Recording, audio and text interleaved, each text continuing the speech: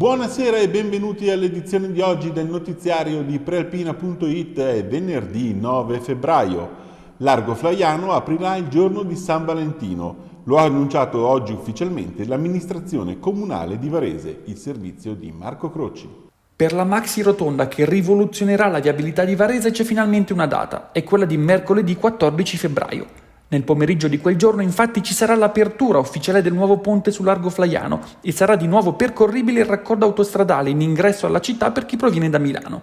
Con l'apertura della nuova struttura inizierà a essere operativa la nuova viabilità, appunto, senza più i semafori. In queste ore l'amministrazione comunale ha anche diffuso un video tutorial per illustrare bene come sarà la nuova viabilità della zona. L'intervento non è completamente concluso, ma ci sono le condizioni per aprire tutte le strade, compreso il raccordo autostradale, e dare il via così alla nuova viabilità sulla rotonda che è stata realizzata grazie alla costruzione del nuovo ponte di Largo Flaiano, appunto. Nei prossimi mesi i lavori proseguiranno principalmente sul vecchio ponte e la zona sarà ancora interessata dal cantiere per il completamento delle ultime opere previste, ma nel frattempo la nuova viabilità potrà finalmente iniziare. Voleva la patente, è tornato a casa con una denuncia.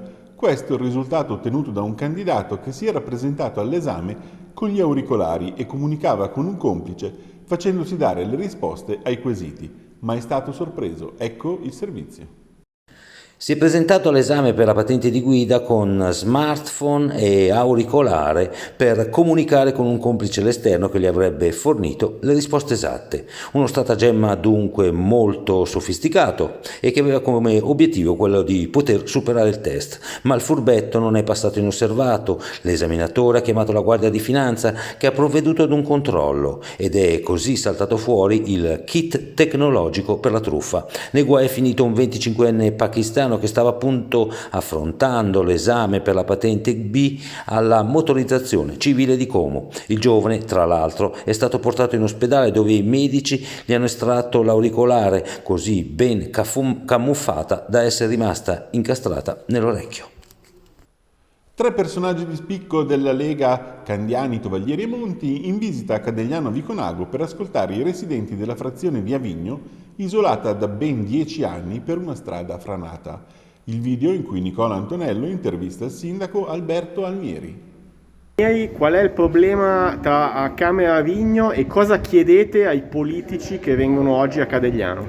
Allora, noi chiediamo ai politici di darci una mano per aprire questa strada che è 10 anni che è chiusa.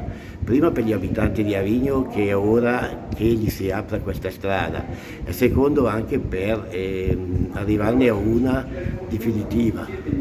Il problema è che ogni giorno se c'è qualche intervento, se devono arrivare i pompieri, vigili del fuoco, devono arrivare, non so, Croce Rossa, c'è sempre il problema della strada. Per arrivare da loro devono fare o la strada Ponte Tresa Luino o devono fare il Grantola per arrivare a Avigno. Il problema è che con questa strada ce la facciamo a risolvere il problema in un quarto d'ora solo qui a Viconago. Pioggia oggi, pioggia domani, pioggia domenica mattina. Poi dal pomeriggio le schiarite. Pasquale Martinoli ci parla della situazione meteo di Varese.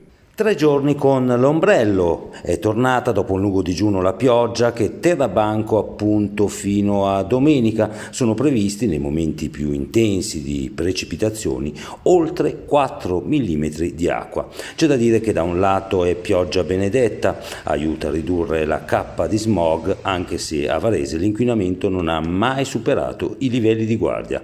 Dall'altro però stravolge i piani del primo corteo del Carnevale Rebosino che per domani aveva previsto una mini sfilata. La manifestazione invece si limiterà alla consegna delle chiavi della città a Rebosino, consegna che avverrà in municipio. Con la pioggia anche un leggero calo delle temperature. E questa mattina è stata presentata a Palazzo Estense l'edizione numero 36 del Premio Chiara. Ce ne svela tutti i segreti la coordinatrice Bambi Lazzati al microfono dell'agenzia Blitz. Perché è importante riuscire a dare la possibilità sia ai giovani che dovranno scrivere un racconto su stupore e dovranno sentire anche una lezione realizzata da remoto da Mario Calabresi, che era il vincitore del Chiara Grandi Editi, e da Arminio, giusto, via da remoto a scuola su Stupore per vedere come fare questo racconto. Speriamo che sia dei racconti belli, importanti, facili, hanno bisogno di scrivere, vogliono scrivere, per cui partono tutti i bandi. Ci sono delle novità, la novità una diciamo importante è che nel bando del filmmaking, che era realizzato, che si chiamava videomaking, oggi diventa filmmaking. Perché? Perché entra nel palinsesto del BAF. Poi abbiamo il premio alla carriera. Premio Chiara la Carriera, è la prima volta che viene dato alla musica classica, e sarà il violinista maestro Salvatore Accardo. Viene fatto a Luino, viene fatto a giugno. E ora un salto a Sanremo, dove Laura De Fendi è pronta a raccontarci la penultima giornata del festival, naturalmente in salsa varesina. E la movida impazza qui a Sanremo. Ieri sera siamo stati per voi al party di Novella 2000 e abbiamo trovato anche due varesini, Thomas Inconti e Rossella Di Rienzio. E noi portiamo la nostra Varese anche a Sanremo, ma noi siamo sempre, io dico che siamo anche cittadini almeno d'Italia, non dico del mondo ma almeno d'Italia. Noi siamo un po' affezionati, è tanti anni che seguiamo il Gran Galà di Novella 2000 e quindi poi vabbè, io sono a fianco a una Rossella che cosa devo dire? Sono strafortunato. È vero, hai ben detto, sei proprio fortunatissimo. Adesso non esageriamo, insomma. Vabbè, ascolta, visto che me l'hai servita sul piatto d'argento, no, la stiamo vivendo molto bene, tra l'altro la stiamo vivendo proprio in diretta dalla sala stampa, perché quest'anno abbiamo avuto l'onore di essere proprio nella giuria stampa del festival e quindi sia di ascoltare in anteprima le canzoni ma soprattutto di votarle, quindi è bellissimo viverlo così Sanremo. E passiamo allo sport. Domani la Pro Patria riceve alle 16:15 la Pergolettese nell'anticipo della giornata di campionato. Presenta la partita come sempre il mister dei Tigrotti Riccardo Colombo. Che mentalmente ti dico che è più facile andare a giocare a Trieste che giocare in casa con la Pergolettese. Però noi non dobbiamo cambiare il nostro atteggiamento, dobbiamo essere aggressivi come stiamo facendo nelle ultime partite, decisi, determinati. Ho bacchettato secondo me qualcuno perché a volte siamo un pochino leggerini vicino all'area di rigore e dobbiamo essere più cattivi e più determinati anche in quel frangente lì. Però ci arriviamo, è un percorso che stiamo facendo, come ti dicevo anche quando facevamo le sconfitte, brutte prestazioni. Penso che la fiducia nella squadra io ce l'ho sempre avuta perché vedevo come si allenavano, vedo come si approcciano gli allenamenti, vedono quanto vogliono lavorare e quanto vogliono migliorare. E ora Marco Croci ci svela in anteprima cosa potrete leggere sulla Prealpina domani in edicola. Sì, grazie Marco. Domani Prealpina 56 pagine per dare spazio al gran finale verso l'ultima serata del Festival di Sanremo con la varesina Clara Soccini.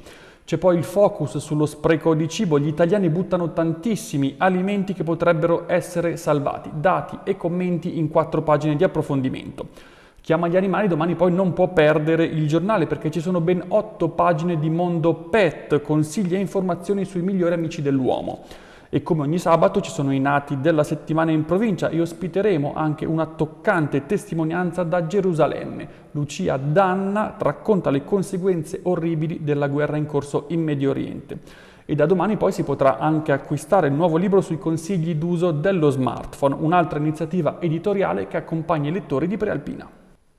Bene, con questo è tutto, l'appuntamento con l'informazione di prealpina.it torna come sempre domani alle 19. Buona serata!